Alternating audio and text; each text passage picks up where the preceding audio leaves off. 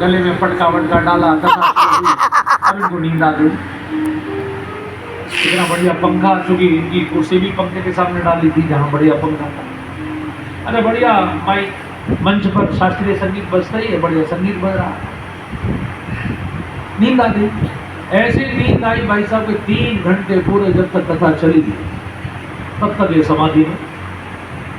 अब जब कथा पूरी हो गई तो समिति के एक व्यक्ति ने कहा भाई साहब जाइए, तो इनकी आंख खुली, कथा पूरी हो गई, बोले हाँ जाइए।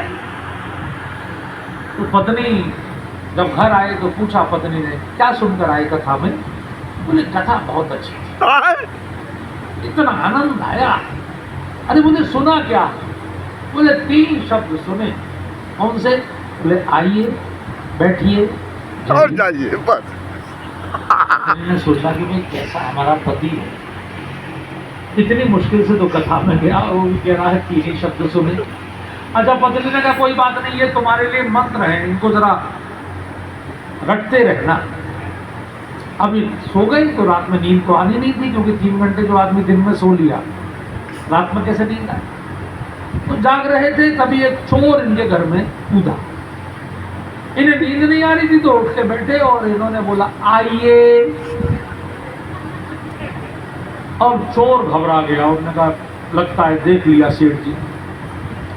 वो भागने को हुआ तो इन्होंने कहा बैठिए।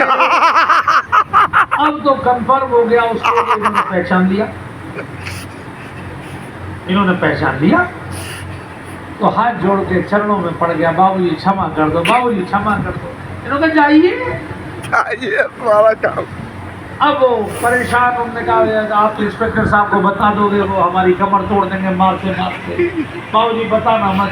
तो जो दूसरी जगह से भी चुरा कर लाया था वो भी चढ़ा गया, आ गया और भाग गया।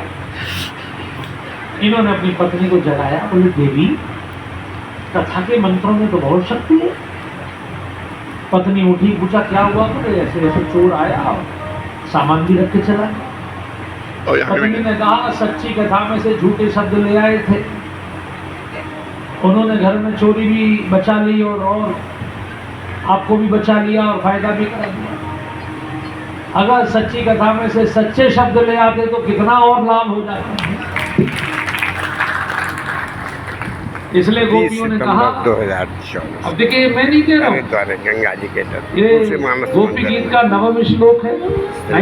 अर्जुन भारद्वाज गोपियां बोल रही व्याख्यान हैं कर रहे हैं तो भागवत कि जो भी भगवान की कथा का श्रवण करेगा उसके अंदर के जो ताप है, ताप माने टेंशन, और ये ध्यान में रखिए कि टेंशन से ही 4 बीमारियां हो रही हैं, आपका ब्लड प्रेशर, आपकी डायबिटीज, आपका हार्ट, और चौथी बीमारी जो बहुत तेजी से बढ़ रही है आजकल, सारे न्यूरो के डॉक्टर के पास भीड़ है, उसका नाम है डिप्रेशन।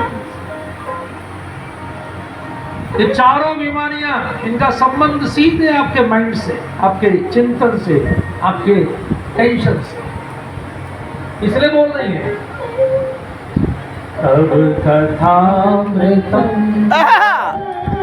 तप्त जीवन कविभिरीडितम् कल्मषाकुलम् श्रवणमङ्गलम्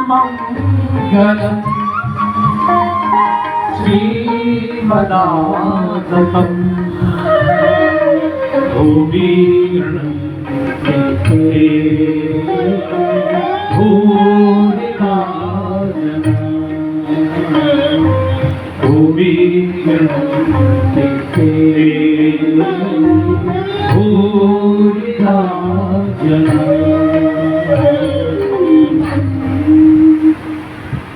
मन की टेंशन भी दूर होगी। मन में अगर नेगेटिव ख्यालात आ गए हैं, अज्ञान भर गया है, उस अज्ञान को भी ये कथा साफ करके मन को शुद्ध ज्ञान से साफ करके, कल्मश अपहम, कल्मश माने कीचड़, कीचड़ को भी हटा देगी और जो सुनेगा उसका मंगल करेगी और श्री भी प्रदान करेगी। ये तो सब चाहते हैं, अंत में तो यही चाहते हैं कि सुख संपत्ति घर आवे, कष्ट में बड़ी मुसीबत। सुंदर गोपियां गा रही हैं आंसुओं से, और आंसू बहाते बहाते जब उनका मन बिल्कुल निर्मल हो गया तब भगवान उनके बीच में प्रकट हो गए।